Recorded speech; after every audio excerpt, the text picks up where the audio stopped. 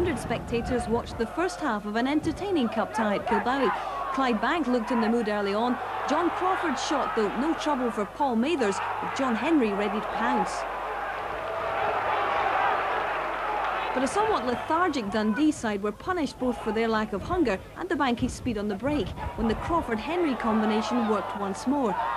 But this time the young midfielder, with the time, the space and the cool head to slot it around Mathers in the 31st minute.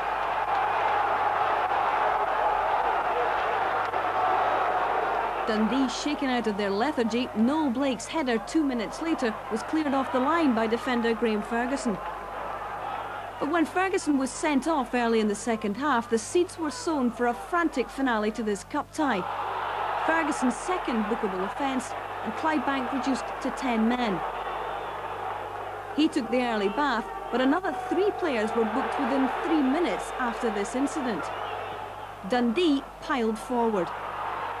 Weghorst sending the long ball for McCann to chase, and when his cross came in, Morten Weghorst, who'd raced forward, unleashed a powerful shot. It was goal-bound, but for the fingertips of Clydebank keeper Alan Monaghan and the underside of the bar. But with just 6 minutes remaining, the Dens Park team finally made the breakthrough.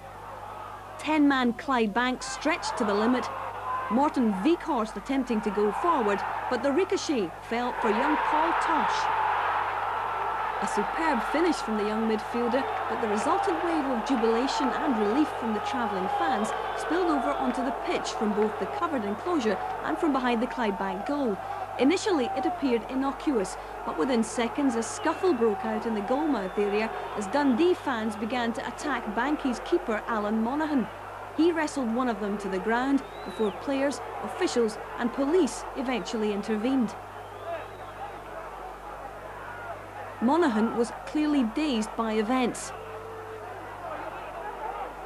He was eventually led off the field as his teammates made their way back to the dressing room. Highlighting the initial moments of the incident just after that Paul Tosh goal reveals that keeper Monaghan, standing at the right-hand post, was confronted by 3 Dundee fans before eventually wrestling one of them to the ground.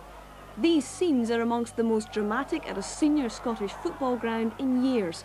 At this stage, there was still 6 minutes left of play in the tie, but clearly there was a question mark as to whether the game would continue at all.